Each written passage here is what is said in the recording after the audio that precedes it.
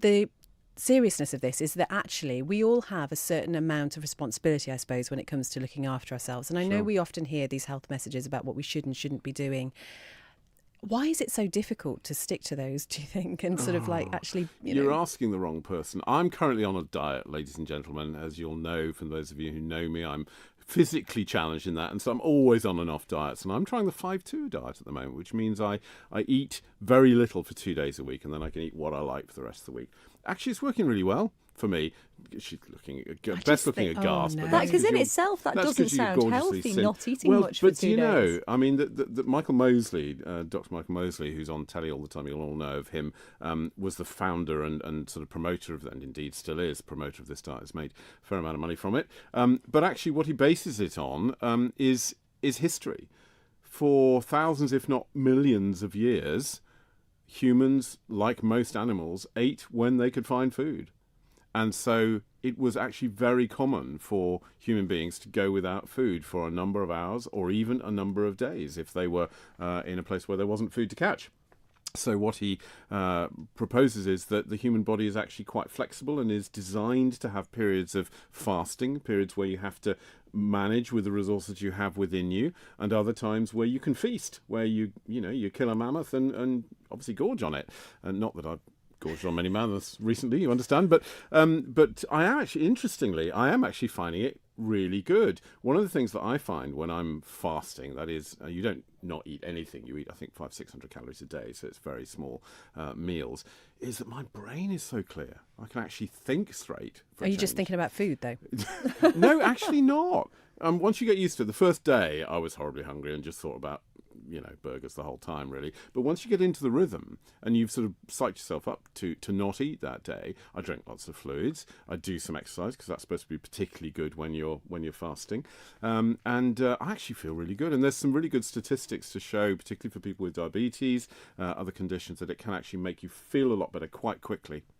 But there is surely something in the fact that the way you are, the build you are, is genetically programmed, and we're all different. And I think sometimes when you look at these sort of diets and you look at what your BMI should be in inverted commas, I'm not sure they ever seem to take that into account. Oh, you're absolutely right. And I certainly don't take any notice of those who would tell me that I need to be a certain weight.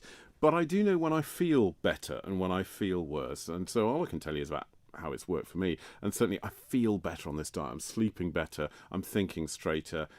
When I exercise, I seem to have a bit more stamina than I normally would. I think when you eat, particularly if you're eating carbs, you do feel sort of low, don't you, after you've eaten a carb meal? So there is Beth's metabolism is obviously slightly different to mine then, I have to say. And joking aside, you're right. I do believe that we have different types of metabolism, and there is a genetic propensity to be slim despite what you might eat, and to be overweight despite what you might not eat. So I absolutely agree with you there. But yeah. Yeah, but then, how often then? Because I mean, you're talking about this diet as being a good thing for you, and of course, looking after your health from food point of view is potentially preventative. How often does something like food come up in conversation with your GP and what you should be doing with your diet? Would that ever be talked about? Less often than it should. I think one of the problems is that obesity is still a taboo subject in the doctor's surgery, far more than it should be, and I think that is partly because GPs find it very hard, as with many other types of habit that people get into, to talk to them about trying to break that habit. And I think also patients are very sensitive, particularly patients who struggle with their weight, are extremely sensitive about that being talked about. And so unless they're in control of it, doctors find it very hard to bring that topic of conversation up, because people feel offended and get cross very quickly. That's certainly been my experience when I've tried to, and I've over 25, 30 years tried many different approaches, and I haven't yet found one that's succeeded with everybody, I have to say. And again, this is a discussion really that patients wouldn't necessarily think about taking up a GP appointment time for either. But actually, obesity is probably the biggest problem of our time. Now that we've certainly conquered most infections, we're getting to grips with a lot of cancers, we're beginning to deal really well with some of the metabolic stuff, but obesity is what's leading to diabetes, heart disease, blood pressure, problems with joints. It really affects almost every system in our body, and yet it's not really something that we are comfortable enough talking about on a daily basis, and we should be. Okay, Dr. John, thank you very much indeed. Not long now until the big reveal on the Gaiety Theatre stage. Indeed, indeed. Did that sound weird? It did a little bit, yeah. It's fine. She's talking about Spamalot, ladies and gentlemen, in a very peculiar way, but she is.